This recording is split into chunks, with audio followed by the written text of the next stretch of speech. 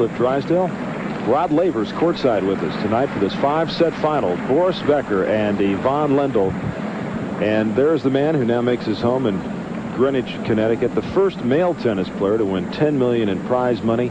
And this year has been quite a year for him. He won the $800,000 bonus for the top points in the Nabisco Grand Prix. And Becker, the youngest man to win $1 million in tennis. Of course, the prize money cliff increases through the years, and that probably $10 million figure will come a little bit easier to Becker if he continues his type of play through the next 4 to 5 years than it came to that man serving Ivan Lendl. Every time you talk about prize money, it kind of course it's relevant because it separates the good players from the bad, but these guys make so much more money off the court. Because when you know that Becker is making $10 million a year, which is what they estimate that he made this year, it makes the actual official prize money pale by comparison.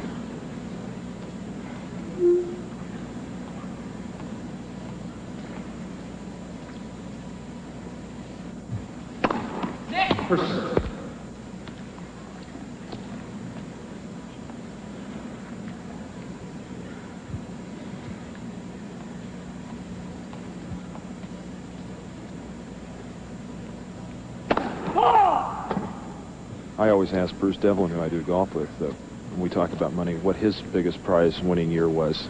Should I ask you that?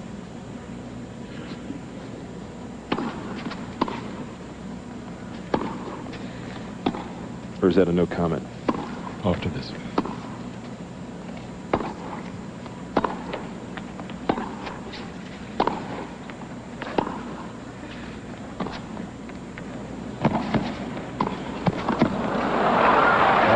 Just in.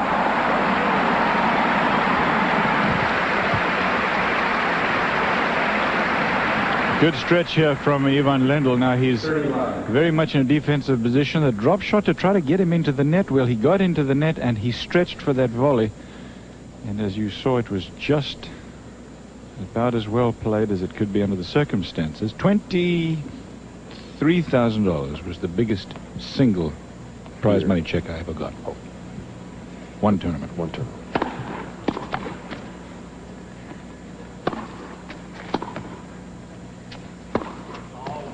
Long. This one match worth $100,000, and the winner will leave this week having earned $210,000. That may be one of the reasons, Roger, that I felt that when they say there was a meaningless or a couple of meaningless matches on Saturday, they were only playing for $20,000. I have difficulty relating to 20,000 being totally meaningless. 30-15.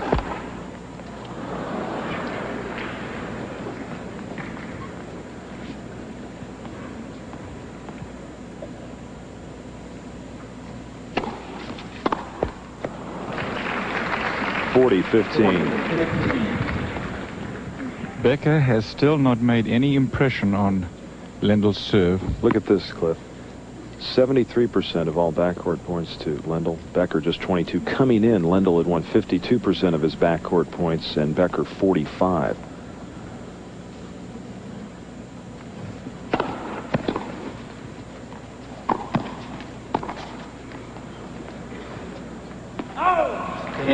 And they've evened things up at 4 games apiece. This was the point in the first set, Lendl against Wielander and Becker against Edberg, the 9th game in the semis, where the break occurred on both sides. In favor of the two boys who are out there now. That's exactly right, and that's why I said that the first set, both first set yesterday, were relatively close, and then both of these boys ran away from it respectively against who they were playing. But the stat that you just brought up about the backcourt points one, of course, is an important one because of what we're saying, and that is that if they both stay back, then Lendl is in the driver's seat, and Becker has surely got to realize that.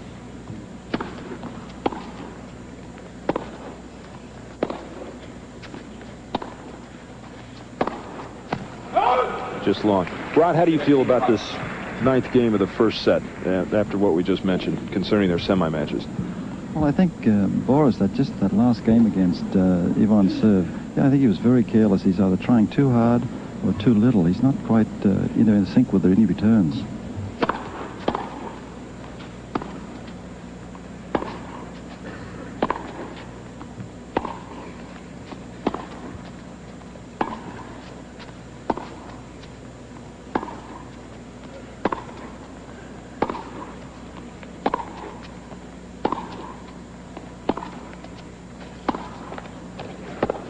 Very good approach shot there from Ivan. Ball stayed very low. It's a tough passing shot to make when the ball kind of bites into the ground, and then you see a guy as big as Lendl come in. Take a look at this again. This one here, he really got underneath that ball. A little bit of tape help, and then Becker having to try to pass him. Tough assignment, 15 all.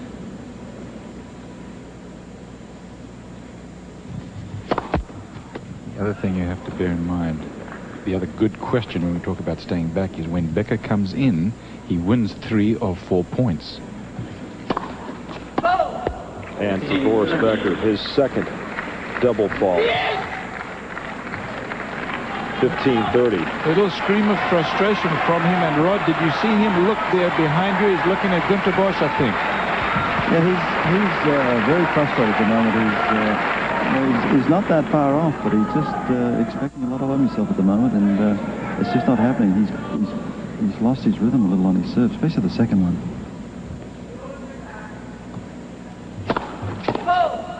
Well, when he has been down before in this set, he's been able to serve his way out of it.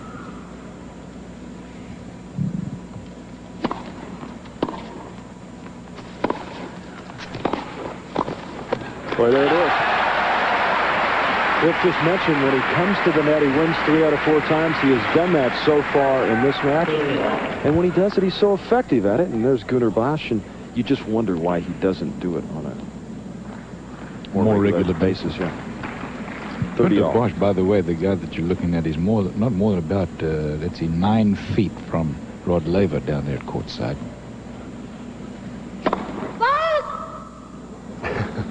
The lines person there. You got to be careful when Becker's serving.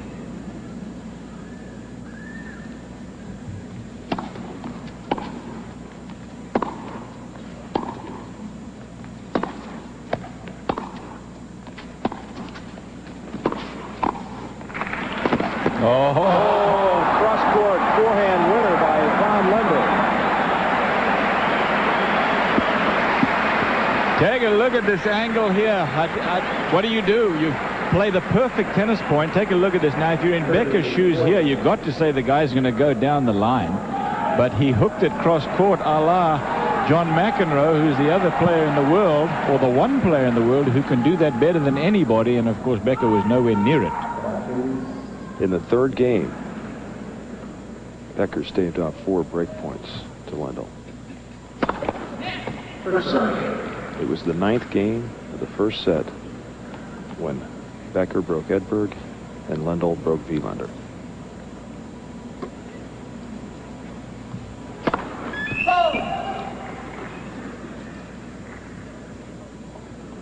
Biggest point of the match.